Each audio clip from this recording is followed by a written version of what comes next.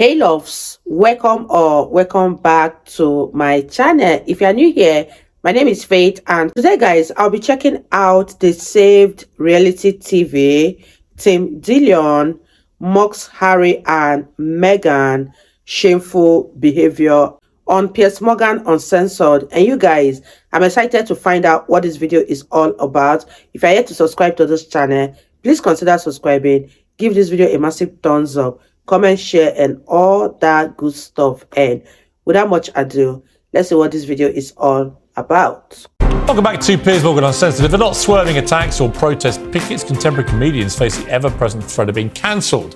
Jimmy Carr decided to run that gauntlet this weekend, posting a selection of his darkest jokes as tested on American audiences. They included this one about 9/11. When Zayn left One Direction, for me, it was like 9/11. Yeah, I didn't care about that either. Well, the clip's gone viral for all the wrong reasons. Many people pointing out that Carr simply isn't very funny, but many applauded his free speech sentiments, including my next guest, Tim Dillion, who actually is very funny. So let me bring in Tim. Tim, great to have you on the show, first of all. Thank you for having me. So there's two strands to this. One is woke killing comedy, which I want to discuss with you. But secondly, the Jimmy Carr scenario where that joke has gone viral and people have been hammering him for it. Where do you sit with that? Well, I think it's funny. I think it's a funny joke. I think that people have forgotten what jokes are, and they're things that are meant to get a reaction from people, to make people laugh involuntarily. They're not necessarily truth. They may have elements of truth in them, but that's not what a joke is. A joke is to say sometimes the wrong thing to make people laugh. You know, this is about, we all have a short amount of time on the planet, and we're supposed to be able to kind of release some of the tension of life through humor. That's true. So, I mean, Jimmy Carr is a hilarious comedian. It's a funny joke. He's not running for Senate. You know, if he was running for an elected office and he said that, and people were outraged, I get it. You're a comedian saying that. People are outraged. That's crazy. And I don't think woke is killing comedy. I think woke is just it's drawing kind of a line in the sand, and the people that are refusing to censor themselves and are going out there and just saying what they want to say are having tremendous success. Well, you're one of them. Your friend Joe Rogan's another. He's not strictly a comedian like you are in that sense. He does this brilliant podcast, but he, I think, fights back against this stuff. Ricky Gervais, people like that, I see do it. But there's a lot also who do get genuinely cancelled. I mean, comedians are getting cancelled. They are getting, buried by this sort of woke mob. What's your view of that, and what can they do about it? Well, I think it's a part of a larger conversation about tech and about technology and about free speech and about misinformation. I mean, I think comedy is one part of a much larger conversation about how do you ensure free speech on the internet, and how do you do that in a way that allows companies to be profitable, that allows them to, still have advertisers. Like, it's a very complicated issue, I mean, my aunt says a lot of stuff. She should be kicked off Facebook, I mean, she's crazy, but she's my aunt. She's not a comedian. She doesn't have anybody following her, right? It's like, I think what happens to a lot of comics, unfortunately, is they end up someone that an institution wants to make an example out of. And so that if you censor one person or you kick one person off or one person loses their job, then the other thousands of people are now going to censor themselves, and they're not going to wade into that territory. But I feel like it's a conversation about tech. It's not only comedians this is happening to. It's like university professors, and some of those people are affected much more because they don't have the ability to go perform live like we do and kind of say what we want in a comedy club or a theater. Right, I mean, we are seeing comedians getting actually attacked. We saw the Chris Rock, Will Smith fiasco at the Oscars, for example. Dave Chappelle was attacked on stage in Los Angeles. There have been other examples of this.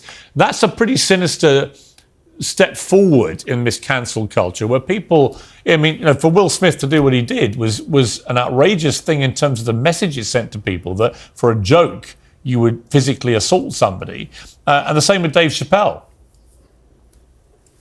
Yeah, it's crazy. I mean, the idea that you would physically assault somebody for any joke is completely absurd. You know, I mean, that's just, you know, I think when you think of words as violence and you think that a statement is a violent statement, then it makes sense that people are responding to it with violence. But thankfully, that seems to be a small minority of people that have done that, even though they've done it in very high-profile ways. These are, you know, Will Smith, it was major.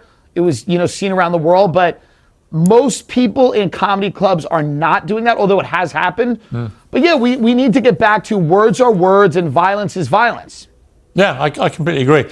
I want to talk about two sets of people who are globally known and have had a lot said and written about them. The first, on the lighter end, Harry and Meghan, the Duke and Duchess of Sussex. You have some quite strong views about these two. They're my favorites. Yeah, tell me about your views of these two.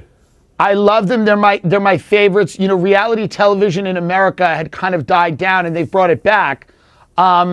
It's very interesting to make a 3-part documentary on Netflix about how bad things are while living in a castle. I find the lack of self-awareness there to be very fun. I mean, they're very funny.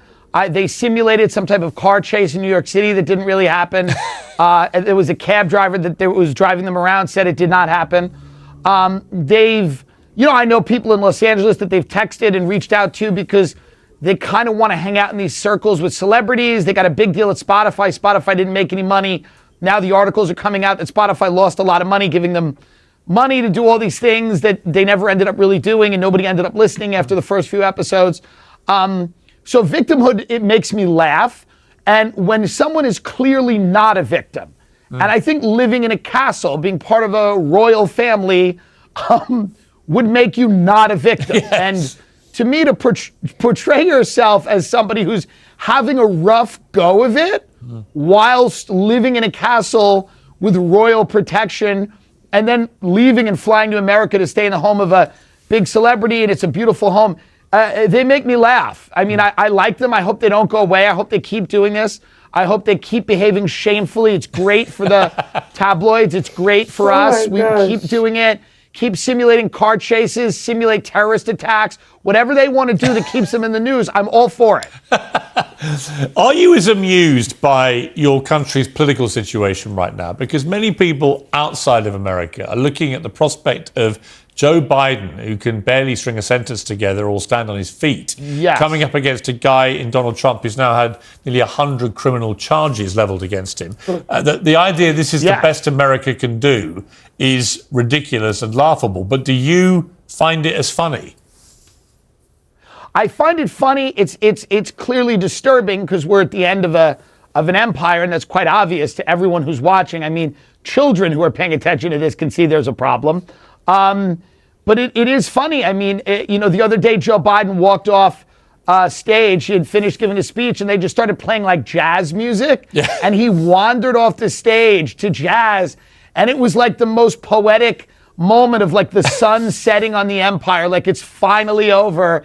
This guy's just kind of wandering off the stage to like jazz piano as it ends.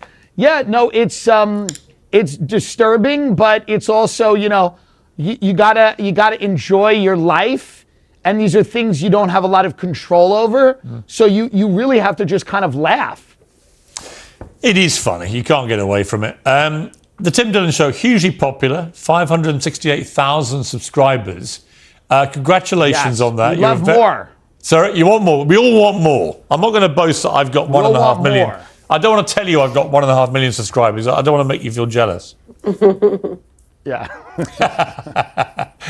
But on a serious note, it's great to have you on the show. Please come back. You're a very funny guy, and we appreciate it. Thank you. Thank you so much, Piers. I'd love to see you in London. Thank you, buddy. I'd love that. Take care.